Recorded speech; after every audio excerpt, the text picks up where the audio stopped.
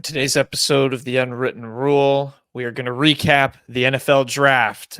We had a bunch of Tigers, 6 in fact, hear their names called for the NFL draft. So we're going to recap that. Almost a program record, almost tied a program record. So we're going to talk about all those, watching the draft, all that, a bunch of UDFAs as well. So got a bunch more Tigers in the NFL that we'll get to talk about hopefully for a while for this next upcoming season. So that'll be the main part of the show. It was exciting to hear guys like D-Rob, Ennis, all those guys' names called. So we'll talk about all of them. We'll recap it. If you missed any of the draft, we'll have you covered. And then just a couple other one other football thing, really, from this week. We had another commit. Mizzou keeps cooking on the 2025 recruiting class trail. They got a guy, an in-state guy. So we're going to talk about him and just a little bit of recruiting as well to finish the show. Then we'll have, then to finish the show, actually, we'll have quick hits. We got Ken's Sports Shorts, got our Dirty Birds, and got our fraud rankings of the week and all that fun stuff. We're putting a pin for now in best beats. We're going to come back and revisit that at a later time. So we don't have best beats this week. Very sorry, but we're figuring something out on the best beats front. But still a fun show for you guys. Again, talking NFL draft. Really excited to recap. I had to watch the entire draft, so this makes watching the entire draft very worth it because it was fun to hear all those Mizzou player names called. And with that said, we'll dive into the show. The Unwritten Rule starts right now. Marcel, where are you going with that disc? You are not putting that on again. Marcel, okay, if you press that button, you are in very, very big trouble. Attention. Everybody stop what you're doing. It's time for The Unwritten Rule, a Mizzou sports podcast brought to you by the Believe Network, alongside Peyton Haverman and Kenny Van Doren. Here is your host, Jack Knowlton.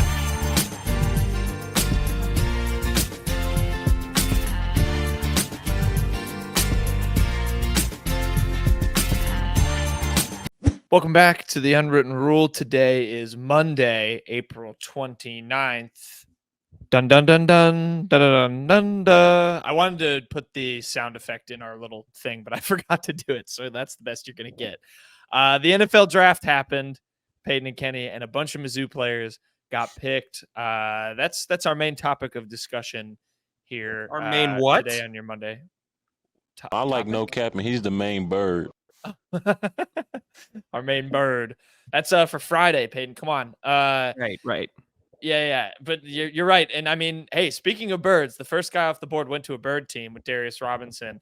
But yeah, we had a bunch of Mizzou guys got drafted. They had 6 in total. That came one away from tying a program record. I think I have a whole tally here. So they had 6.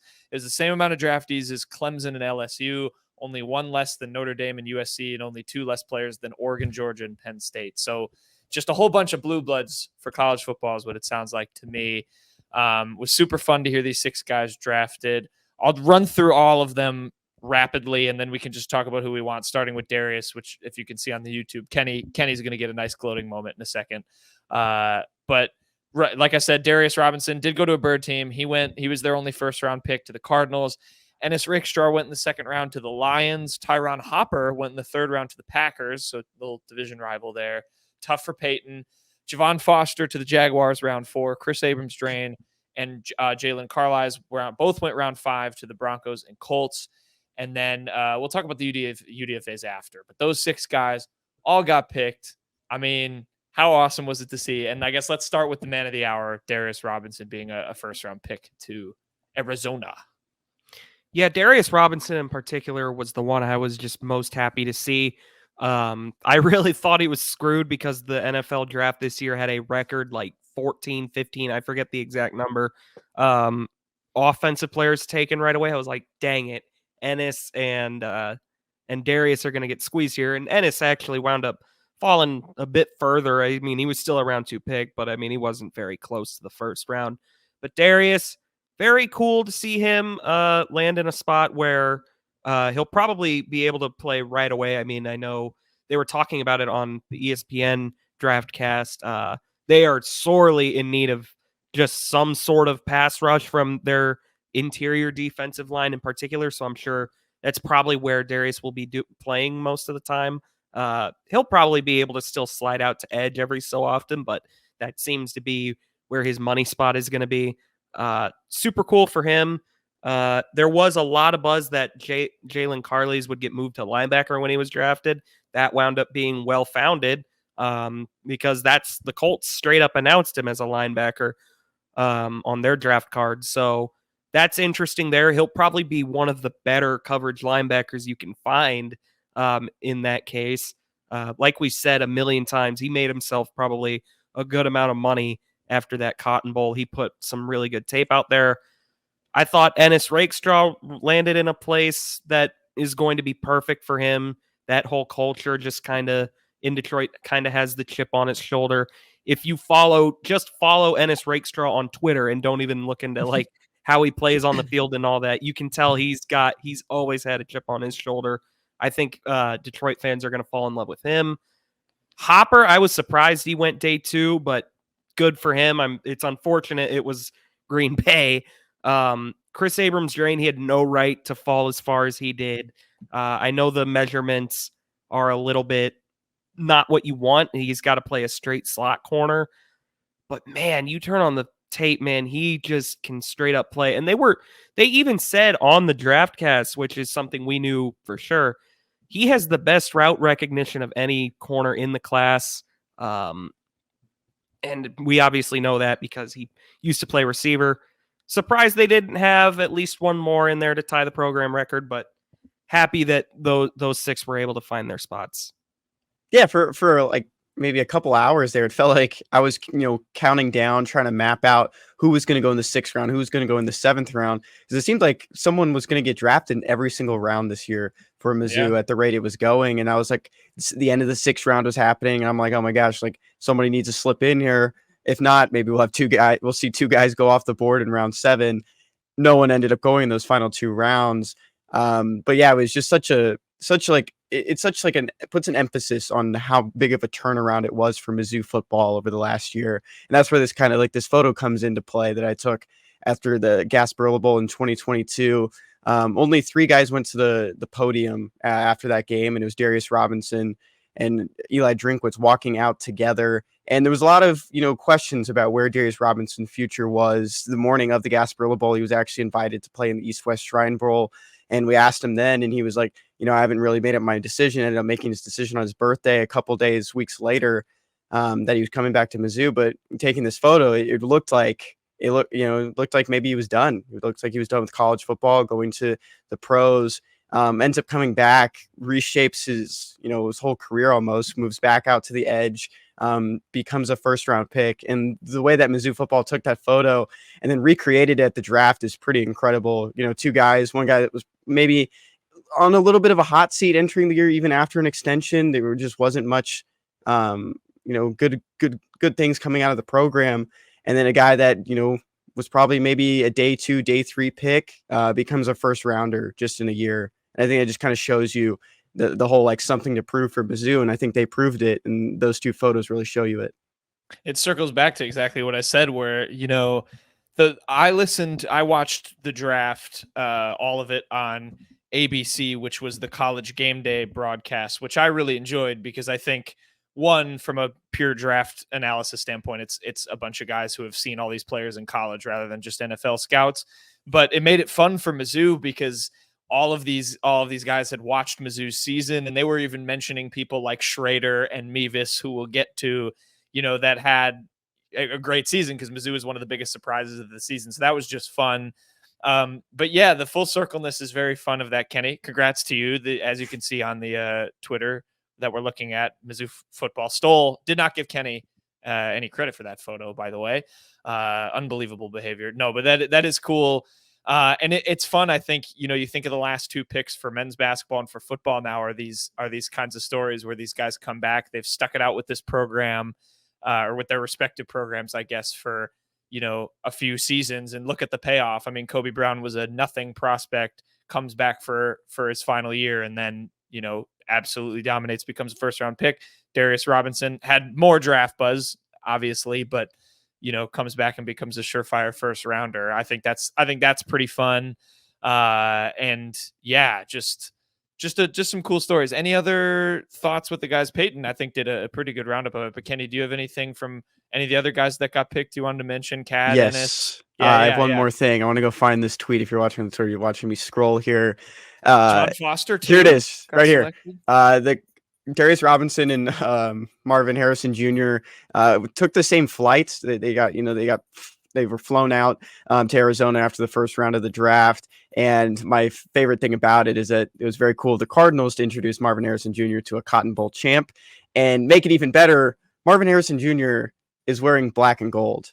And I think that's just perfect. Kind of just describes what it is. I remember when he came up on the Jumbotron at the Cotton Bowl and everyone booed him. And this is just even funnier a couple months later.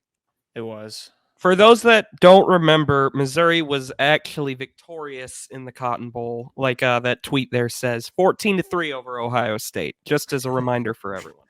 Good reminder, Peyton. You touched on it too, but I think we do need to talk about this. You got Ennis Rakestraw and Tyron Hopper now going to be trying to make the Caleb Williams and Rome Odunze lives, a little bit of hell for you. You're wearing a Bears shirt right now. I'm glad I asked this question. You were very torn. We were talking on draft night to see those two go to a division rival or two division rivals. Yeah, I didn't want any of them to go to a division rival, obviously. Unfortunately for Ennis and Tyron, I think they're going to have a very hard time with the Bears offense. But I hope they're good in every other game. I do. Yeah, that's fair. You gotta make those decisions, and you gotta draw those lines. This is what I was trying to say when they get to the pro. I mean, I was sad. We can get to the UDFAs too. I think we all wanted to see, and if you were a college football fan, you probably just wanted to see Cody Schrader hear his name called. He didn't wind up hearing that, but it didn't take him very long because he got signed. He got signed to a UDFA to the 49ers. I certainly do not need to see him scoring touchdowns on the Seahawks defense here in during the season, but I'm very happy he got signed. So the UDFA guys, Marcellus Johnson went to the Giants, Cody Schrader to the Niners, like I said. Xavier Delgado is a Tampa Bay Buccaneer. And this one I think is fun too. The thicker kicker, Harrison Mevis, somebody who is ranked 4th out of 4 place kickers on ESPN's big board. Very disrespectful.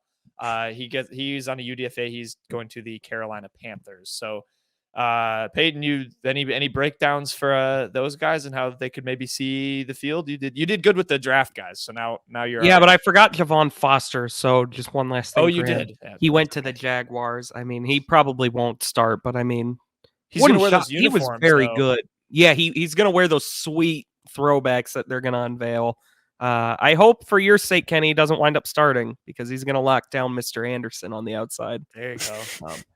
But the UDFA guys, I mean, it was something we kind of touched on throughout the season. Harrison Mevis really had his stock hurt because he just wasn't good on kickoffs. He had a very hard time getting him through the back of the end zone.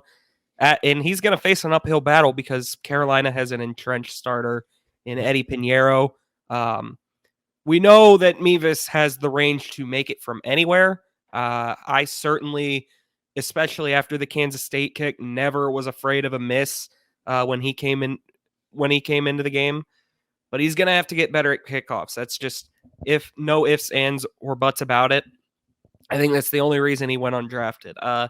Maybe the new rules help him with that a little bit because obviously it changes the dynamic of touchbacks a little bit, but we'll have to see. I was stunned that Nate Peat actually caught on a UDFA deal with the Cowboys. That's a spot he could totally make a roster because the Cowboys are decimated at running back. He has good speed. The problem was Schrader just kind of, I don't know if you guys know this, just kind of took over. So Kachi go to before again? Yeah. He went to Kenny, can you help me out with this one? Stanford. No. Cody Schrader. Kenny messed it up on purpose. He knew. Right. But no, and Marcellus Johnson, he didn't really play much, but he's a physical freak. So there is that. Xavier Delgado was locked down. I think Kenny wrote about Xavier Delgado once or twice when he was at the Missourian. I could be totally making that up, Kenny. Sorry, but good to see him catch on. It's good to see all these guys catch on. Hopefully Jaden Jernigan, guys like Josh Landry, they wind up getting a shot as well. Chad Bailey, some of those others. Yeah, I was made fun of for requesting Xavier Delgado a few times, and then he went 2 years without committing a penalty. So if he does really catch on with offensive line, just for Buccaneers fans, know you got a smart guy on your interior that just knows how to just not commit penalties, not be a negative to that offensive line and to the offense. The only thing I want to add here is about Harrison Mevis. There's just one thing, if I could just give him one piece of advice for all of this, for going into camp, possibly making the roster. If you see Adam Schefter on the field, request not to kick that day. Request to take the day off. Say you're sick. Do not do what your brother did and kick a ball and hit Adam Schefter with it. That will prompt a tweet and maybe end up with you being unemployed. It's happened before. It happened to your brother. Don't do it this time, Harrison. Keep an eye out for him this summer. Correct me. He didn't hit Schefter. I think he hit a coach. Hit a coach. Yeah, that's what it was. For no reason, Schefter really said, "Hey, look at this dumb kicker hitting the coach on a miss," and it totally ruined Andrew Mevis' career. He never got another shot. Maybe it's unfair to say that tweet alone ruined it. I doubt the Jaguars would just release him, because I do remember it was the Jaguars. I doubt they would just release him solely because Schefter tweeted about it, but I'm sure that did not help him. Here's the tweet. More on the Jaguars signing kicker Elliott Fry and cutting rookie kicker Andrew Mevis, who missed 3 field goal attempts during training camp warmups, including one that hit former Cowboys head coach Dave Campo. Yep, that's what it was. Yeah, that's a good shout. I forgot about that. Mm-hmm. I want Harrison Mevis to become best friends with Xavier Legette, the wide receiver the Panthers drafted from South Carolina. I love that dude's accent. I'd never heard him speak. The only thing I remember about Xavier Legette was being terrified that he was going to tear up Mizzou when South Carolina played for homecoming, and then he didn't. But he is very good, and I love his accent. His accent is awesome. He sounds like a combination of the trainer from The Waterboy and Forrest Gump, and it's amazing. It's the most Styx Carolina voice ever. I love it. And yeah, I don't know. I want Mevis to stick. I want all these guys to stick. I want Schrader to stick. I think it'll be awesome. My one other thing I just want to mention with the guys who got picked, I think my favorite fit, and I think one of you said this of all of them, is Ennis to Detroit from the attitude standpoint, but also I kind of love what the much to Peyton's chagrin slightly, I love what the Lions did at cornerback, because they picked Terrion Arnold in the first round. I really like him too. He seems like he has a good personality. Him and Ennis were going back and forth on Twitter about sleeping with their hats on and just doing the whole dream come true thing. So I hope that's just a fun kind of swaggy cornerback duo for years to come in Detroit. Not against the Bears, though, Peyton. I'll give Detroit had a hell of a draft. I really can't dispute that, because they drafted another guy with Mizzou connections, Mekhi Wingo. I know it's Mizzou fans may not want to hear it. Mekhi Wingo is a damn good football player, and I thought that was a great pick for them. The Lions seem to have a regime that knows what it's doing now. They knew they had to completely remake their corner room after it was the clear weakness of the team last year. They had Kendall Vildor starting the NFC title game. So, they addressed it heavily. Terrion Arnold, like you said, great corner from Alabama. Ennis Rakestraw, who we're obviously so familiar with. I think that cornerback room has the chance to be very, very good. They have a Brian Branch, the Bama safety too. They did a tweet that was the Detroit Tide or something, because they've had they picked 3 last year. Jameson Williams. Yeah, I love Jahmyr Gibbs. He's fun. Yeah. This is on a tangent now. All right, final draft question before we segue. Unless you have any other Mizzou thoughts, I have one more thing. Yeah. We're talking about the North there for a second. Peyton, every team in the North. The NFC North has a former Mizzou player on it now, minus the Bears. Yep. No, the Bears still have Borum. He's still on the team? Okay, well, defensive players, they're the Bears are the only team without one. That is correct, yes. And they had Allie Green just recently, so that's a real bummer. So it's Tyron, Ennis, and then Caleb Evans. Is that it? Yep. And now Larry Borum. Yeah. Look at that. The Mizzou North. The Mizzou AFC North. All right. Off-topic question real quick for both of you guys. I'll put you on the spot. One team that you thought won the draft. Because it was, and we're going to have more draft and quick hits. It was kind of a crazy draft. Like Peyton said, you had the streak of offensive players. 6 of the first 12 picks were quarterbacks. We'll touch on that again later, but I'm putting you on the spot before we segue. One team that won the draft. Yes. The old assigned draft grades before these guys have even yeah. taken mini camps. I am doing that, yes. I really did love what the Lions did. I'm not going to lie to you. I thought if you just look at the picks the Vikings made and not how they made some of them, all the trades, I like a lot of what they did. I'll be a homer and say that once the Bears picked Caleb Williams and got Rome Odunze at 9, there was no way they could have messed up that draft.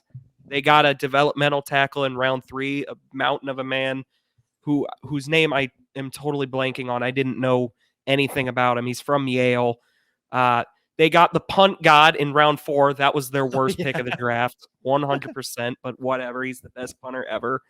And Austin Booker, who, yes, he's a Jayhawk, but I really wanted them to get him on round 3 because he's a good football player. They traded back in and got him. So I thought the Bears had a great draft. I thought the Lions had a great draft. The Ravens has always had a good one. I can't think of too many others that leap off the page at me. I only said pick one, so you don't need to do all this extra credit. Well, all right. There you go. Honorary mentions. My team was the Vikings. I'm glad Peyton touched on that as well. I kind of felt something similar to what the Texans did last year, just kind of going on a lower scale of, getting yourself a quarterback and then getting yourself an offensive or a defensive edge rusher, outside linebacker, and Dallas Turner. And that kind of, helps with losing Hunter to the Texans this offseason. I liked that. And then they also got Will Reichard, who is one of the best kickers in the SEC and in college football the last couple of years. Yeah, that's a good pick. What do you think of the Texans draft, Kenny? Kamari Lassiter, Stover. I like those. Yeah, Stover, real farmer. He's a blue collar worker, reunited with CJ Stroud. If I'm being honest, I don't really watch the NFL draft for my own team anymore. I'm just, unless there's a first round pick, I'm just watching where these Mizzou guys are going at this point. I liked the draft. My winner, I was going to say, I actually kind of like what the Buffalo Bills did. I thought Keon Coleman was a good pick. I think he's a good receiver. Also a great accent. I like the Ray Davis pick. I thought I think he's a good running back. Cedric Van Pran. Most underrated Georgia running back in the SEC. Yeah. Ray Davis. Yeah, he did. Right. He did well. And then I guess we all talked about our own teams. I did like what the Seahawks did. Byron Murphy, the DT from Texas who fell to them, is really, really good, apparently. And he's huge. Yeah. He's huge. Big man. And he was a Seahawks fan growing up. So I was watching his highlights before I went to bed after day one. I was getting very excited. So I think we're all happy for our own teams professionally and, of course, for Mizzou. It was a good draft. I love the NFL draft. Hopefully Drinkwitz keeps churning this out. Now we build toward 2025 where it'll just all be how high is Luther Burden going to go. And hopefully, it's number 1. It's looking like a pretty weak top of the 2025 draft right now. So I think there's a chance. I don't know how likely a wide receiver going number 1 is. Wide receivers don't go 1-1. So let's not think about that. Top five. That's possible. We can hope. All right, let's segue. We have just a little bit more football to touch on. Back to the current/future Missouri Tigers. They got another addition. I feel like we've been talking about recruits for the last 4 or 5 shows, which is great because we want Mizzou to keep adding them. They got another guy named Jason King. He's an in-state guy, linebacker out of DeSmet in St. Louis. This is also a gripe I just realized I had. I hate that On3, if you look on the YouTube, spells St. Louis like that because I don't think that's how it's supposed to be spelled. ST. It's just ST. That's how the school spells it. Oh, okay.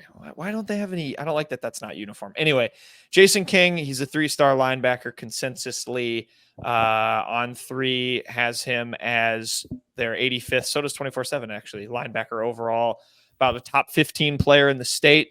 Picked Mizzou. You can see a couple schools on the right there for his profile that I like, that he picked Mizzou over Kansas, Iowa State, and Kansas State. Yeah, solid addition, I think, Peyton and Kenny here. Jason King. Love to get the in-state guys. Yeah, no, lock down the borders, always what you want to do. Just keep stacking guys, stacking 3 stars, 4 stars, 5 stars. That's what you want to do. There's many more to come. I don't have any doubt about that. Very nice to see a healthy amount of guys that are right from Missouri or like right across the border, like with Dowell coming from Belleville. It's good, very good start to the class. Much better than it was last year, and last year still wound up being a damn good class. So this is very encouraging. There's still plenty of time to make this class potentially the best we've seen under Drinkwitz.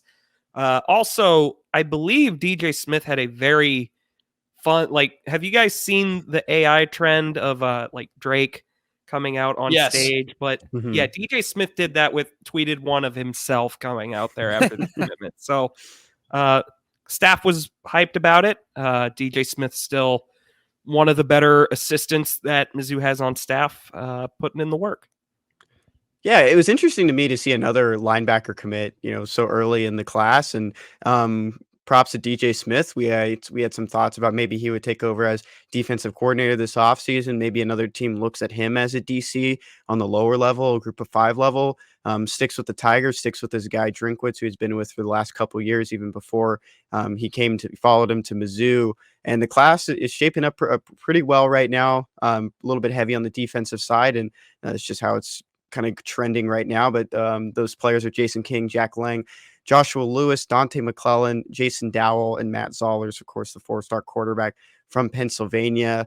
4 4-stars and 3 3-stars, and that puts the Tigers at 30th in the team recruiting ranking for the class of 2025 on Rivals.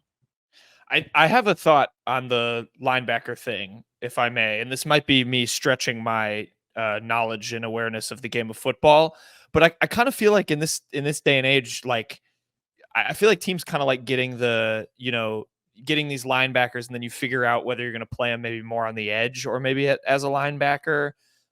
Or even if you drop them back to like safety. I mean, if you look at like what Carlies did with Mizzou. So I feel like it feels almost like they're just kind of like utility guys, depending on like how big they are, maybe.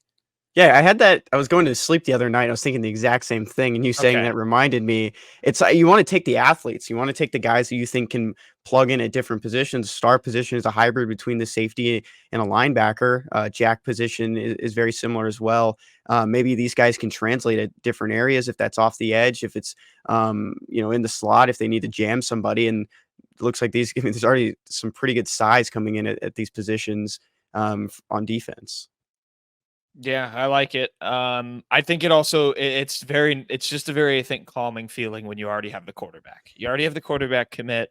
Now you just worry about stacking, as many, like Peyton said, those 4 and 5 stars, those big in-state guys. We know how much this stuff kind of heats up in the summer, so we'll have it covered. But Jason King, the latest Missouri Tiger, hopefully he sticks and that winds up working out pretty well. With that, boys, let's segue. We got some more drafts talk and other stuff coming up. We'll segue to quick hits.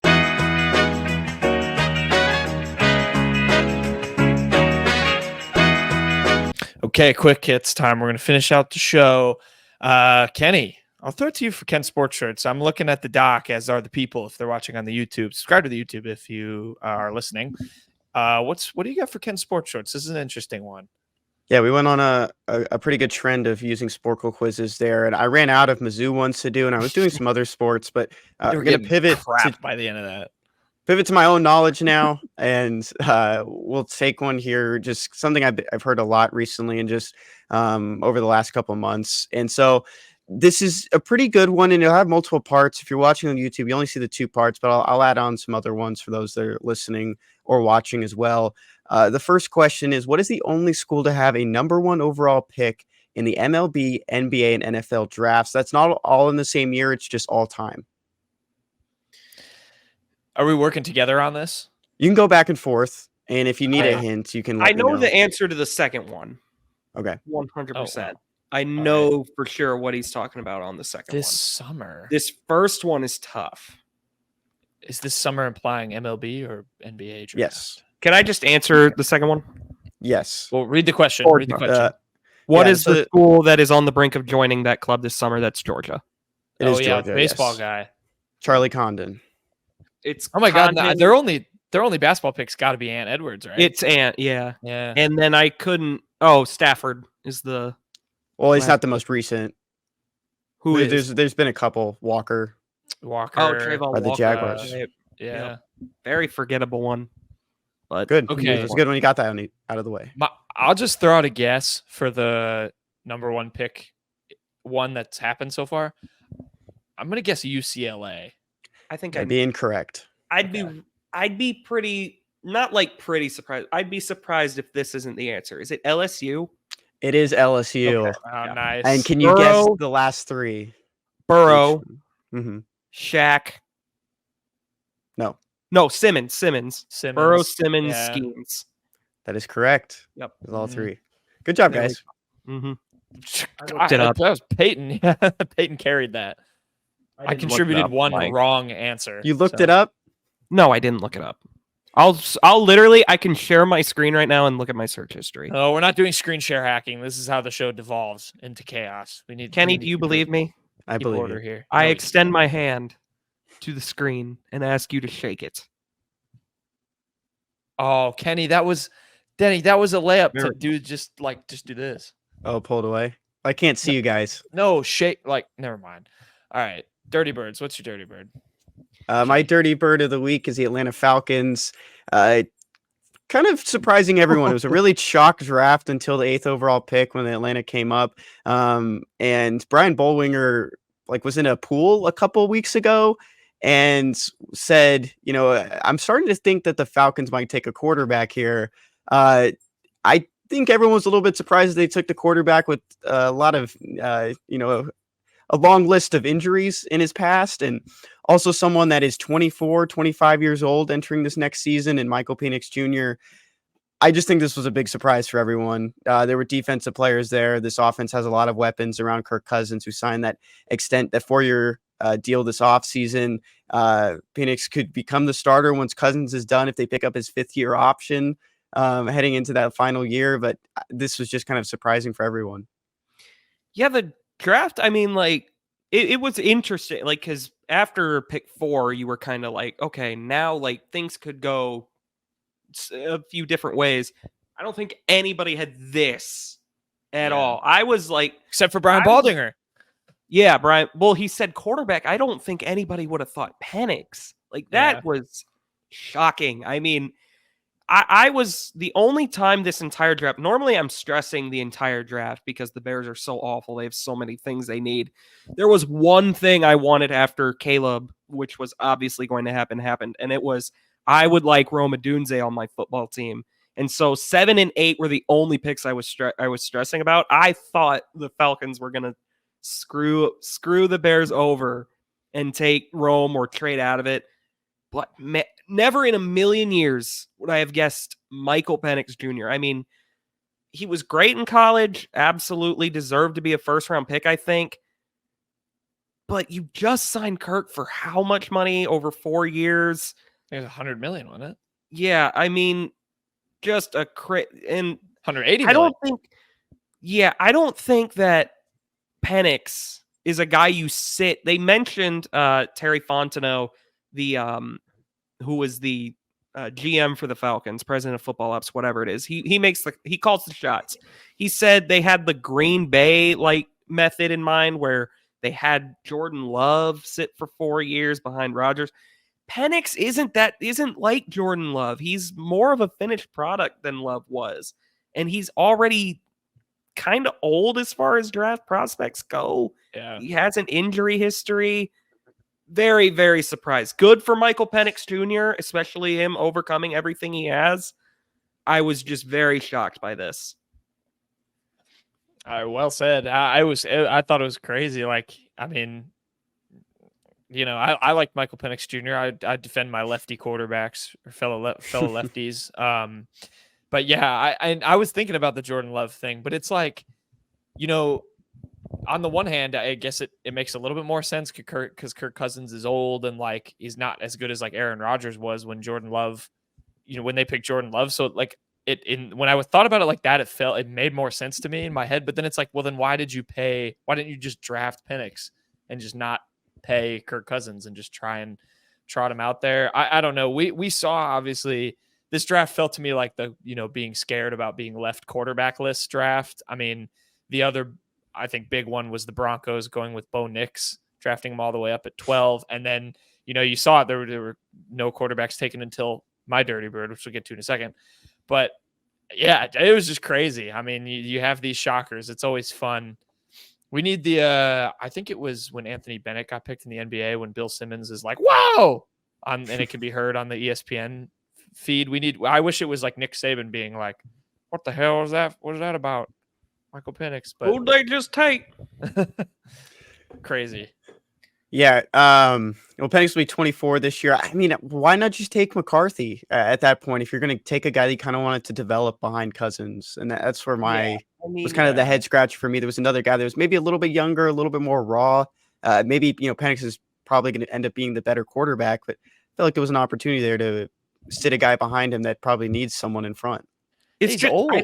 I don't think there were any quarterbacks on the board at that point that I would have been like, if you sit them for 4 more years, that'll make a big difference for them. Like, I just don't think Bo Nix, JJ McCarthy, and Michael Penix have all that much more room to grow. I mean, they just kind of seem like polished, finished products for the most part. Maybe with McCarthy, like you said, I mean, he has a bit he could grow. He has some good athleticism. I think people sleep on that a good amount, but I don't know. Just I have not been that shocked by an NFL draft pick in a long time. Yeah, that was crazy. But yeah, I guess we'll see what happens in Atlanta. They haven't picked, I think they've picked an offensive skill position every year for the past like 5 seasons or whatever it was. There was that, which is good. Yeah. But then you look into more context for all those picks, and it's not very good. No, not great. We'll see. We'll see for the Falcons. Kenny, what's your dirty bird? Not Kenny, what's your dirty bird? Peyton, what's your dirty bird? Sorry, Kenny.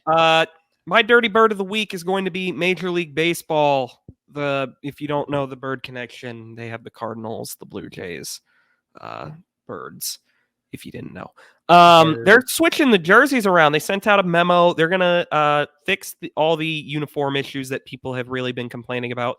My favorite was that the lettering on the on the back of the jerseys is getting enlarged again. That made no sense why they changed that. It looked great before. They're addressing the as it says in there. This is from Jeff Passan at ESPN, by the way. The new Nike jerseys' propensity to collect sweat, and they are remedying the mismatched gray tops and bottoms. They're just fixing all the really wonky stuff that was going on that a lot of people, myself included, were not pleased with in the preseason. So yeah, I guess it's not really a dirty bird. It's main bird more that they're fixing the situation, but it didn't really have to be an issue in the first place. My only thing I remembered from this is a story I heard Jeff Passan tell about pulling a senior prank on when he was in high school. I don't know. I haven't been too married to the uniform thing, but I don't remember. Yeah, that's good, I guess. Are they getting rid of Fanatics? Is that no? Are they like switching? No, they're not. They're not getting rid of Fanatics, and that's not really the main issue. It's just that the jerseys they had them make were poor, just bad, and so they're just going. They back just to normal. weren't coming out right. Sure, good job, baseball. Now our Dirty Birds, our Cardinals, can lose even more games in nicer uniforms. I'm going back to the NFL draft for my Dirty Bird of the week. I'm giving it to Spencer Rattler, who was the next quarterback taken after the 6 quarterbacks in the first 12 picks. He got picked by the Saints, and afterward it had come out, Ian Rappaport reported this, that a lot of teams had told him they had watched the Netflix show Quarterback, which, if you don't know what that is, it was out on Netflix. I think the last season was like 2019 or 2020. There's like 4 editions of it, and it featured 3 high school quarterbacks. It was called QB1, not Quarterback. Quarterback was the NFL one. QB1, Beyond the Lights, was the one it was called.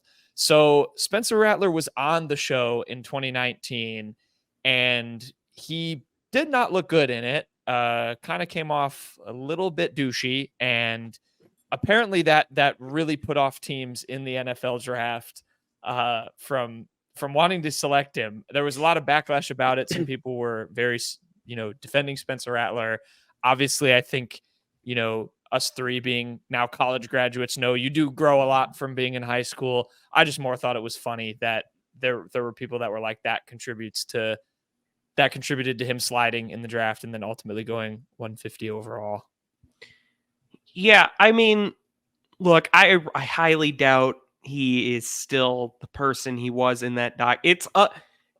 There's no denying, you watch that doc. It's bad. It's pretty bad. You do not come out of it liking Spencer Rattler. I don't think there's that one clip in particular of him at the, I think it was like the 7-on-7 camp or whatever, where he's just really laying into teammates. It's bad. It's bad. Is he the same person as he was back then? I really, really doubt it. That said, I just don't really even think he's that good of a quarterback, to be honest with you.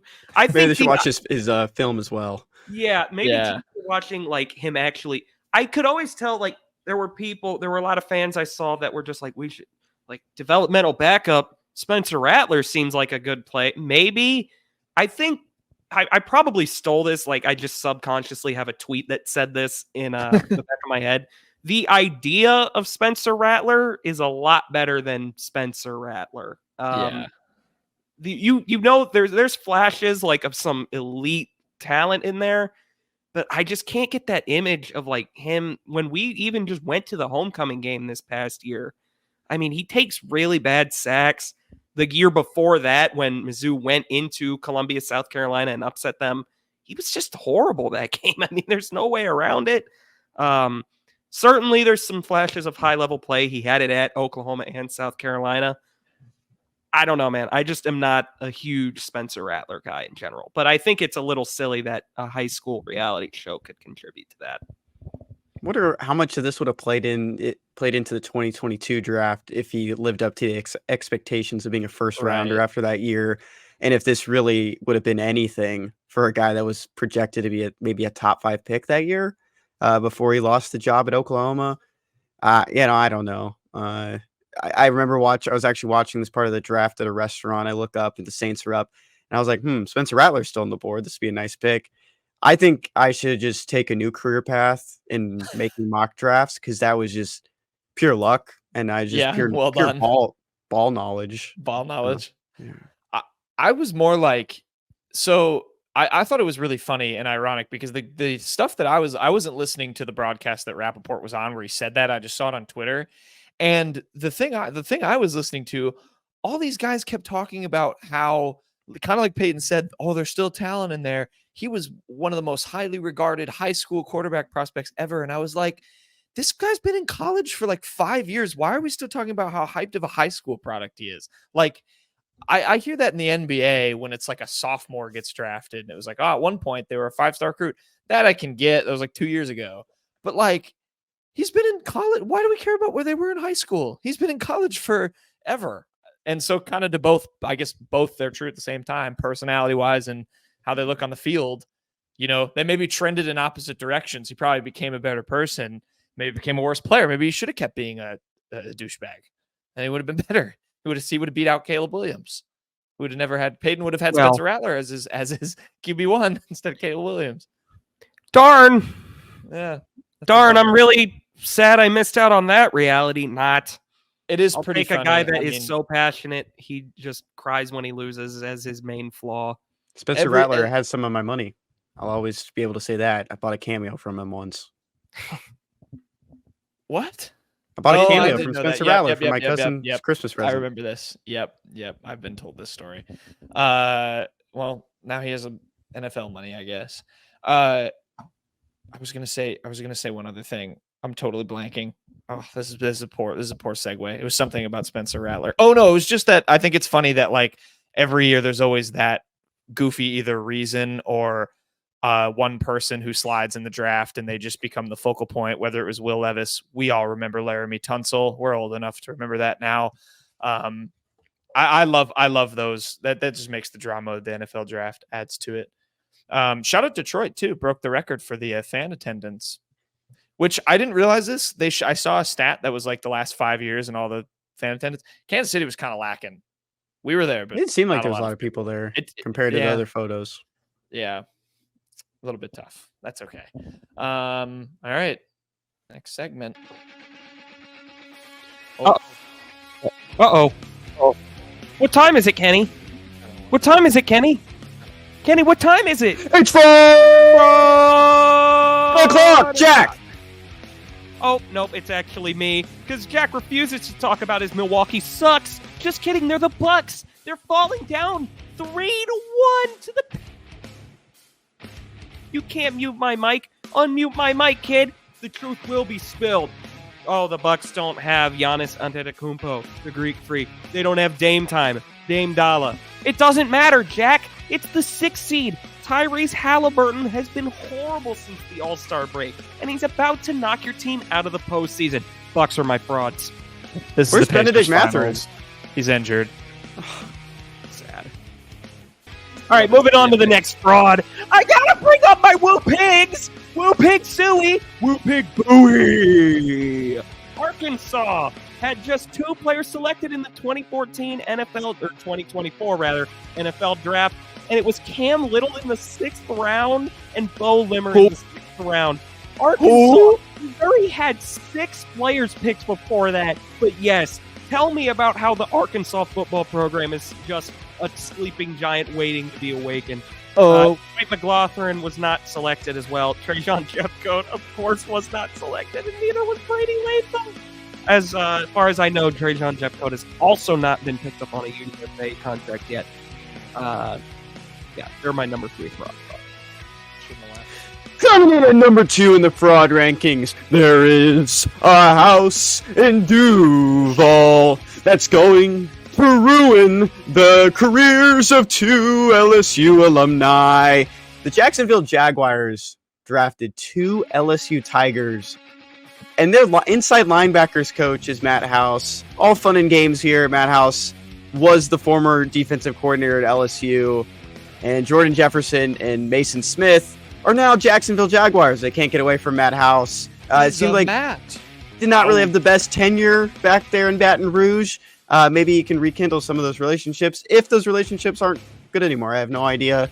But he's back with 2 of his former players. And to finish off the fraud rankings, we're going to go back to the NBA to an actual team that deserves to be in here. Fraudadelphia, or should we say their fans. That's because the New York Knicks today invaded. I don't know what the Sixers Arena is called. Whatever the Sixers Arena is called, they invaded it. It was like a Knicks home game. Joel Embiid disappointed that Knicks fans flooded the arena. What are the 76ers doing? Totally fraudulent organization. And they will be going out to the New York. Oh no, the 7th seed is losing to the 2 seed. What fraud? The Wells Fargo Center, fraud. The Wells Fargo Center. Wells Fargo also not. They've had their fraudy moments, I think, too. Good fraud. Yeah, good fraud segment. Finish it off. Yeah, this one, Kenny's got it pulled up. I'm impressed. This one comes from our favorite TV series, The Today Show. Turning on his ad blocker mid-show. Guys, what do you call a can opener that doesn't work? Jack Knowlton. Something that hurts me. No, you call it That's a story for another time. Can't opener. That's too real. I didn't like that joke. Oh, boo-hoo. You did Should it I post a yourself. picture of that to the Twitter, Kenny? Of what? You with the can opener? No, with the finger. Oh, you have a photo of that? I've let several photos. We've seen it. Before and after. How'd you take a before? It's like, well, I'm about to cut my hand on a can opener here. Before they put the stitches in. Knowlton, do you still have like no feeling in that pinky? The nerves are dead. It's not a pinky. It's a pointer finger. That one. Whatever it is. That's the story of why. Kenny, this is a good time to share the lifetime bet that we have. Do you remember our bet? No. You and I made a bet that after I sliced my finger open, I would not make it to the end of my days with all of my fingers. You said I was going to. Yes. And if you do, you said I could have all of them, like once we put you in the grave. I don't remember that part of it, but sure. I think he made it up is why. No, Yeah, I he kind did. of He remember did this make that now. up. Yeah, I totally remember. Said that. I can make a necklace. Yeah. Oh my God. Okay, we're ending the show. This is insane. Hope everyone enjoyed. We'll be back Friday. Maybe we'll do the whatever lineup prediction for basketball. Lineups. Yeah. We'll figure something out unless there's going to be more recruiting news, which there probably will be. Kenny's just taking himself out of the studio. He feels bad about what he said. Get back in here. All right. Thanks to everyone for listening. We'll see you on Friday. Bye-bye.